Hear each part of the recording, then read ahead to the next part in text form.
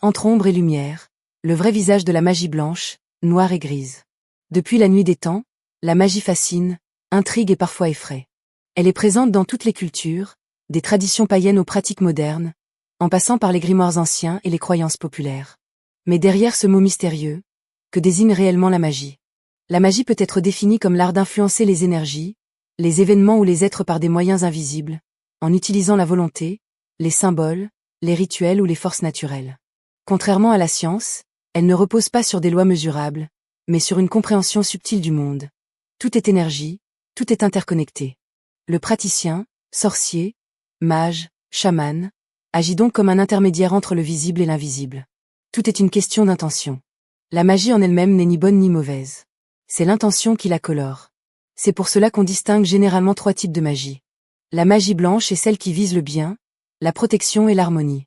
Ses objectifs: guérir, physiquement ou émotionnellement, protéger une personne ou un lieu, attirer l'amour ou la chance, apaiser les conflits.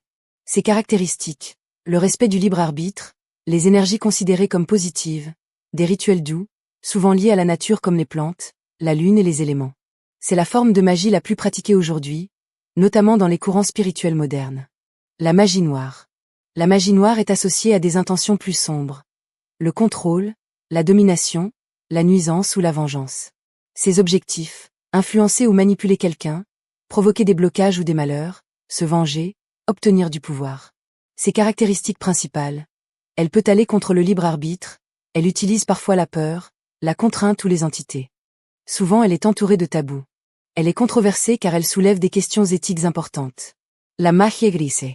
Entre les deux se trouve la magie grise, plus nuancée. Elle mélange des aspects de magie blanche et noire. Ses objectifs sont destinés à obtenir un résultat personnel, même si cela influence autrui, agir selon ses propres règles morales, travailler dans une zone ni totalement lumineuse, ni totalement sombre. Par exemple, un rituel pour attirer une personne spécifique peut être vu comme blanc, par rapport à l'amour ou gris par rapport à l'influence sur autrui. Tout dépend de la vision et de l'intention. La frontière est souvent très floue. Dans la réalité, ces catégories sont surtout des repères symboliques. Les pratiques magiques sont bien plus complexes. 2 personnes peuvent faire le même rituel avec une intention différente ou une énergie différente, donc un résultat et une nature magique différente. La vraie question reste plutôt que de se demander quelle magie pratiquer. La question essentielle est: pourquoi veux-tu pratiquer la magie? Pour aider, pour contrôler, pour comprendre, pour te protéger? Car au final, la magie est avant tout un miroir de l'âme. En vérité, la magie n'est pas simplement blanche, noire ou grise. Elle est une force neutre, façonnée par l'intention humaine. Comprendre ces distinctions permet de pratiquer en conscience, d'éviter les dérives et surtout de mieux se connaître soi-même.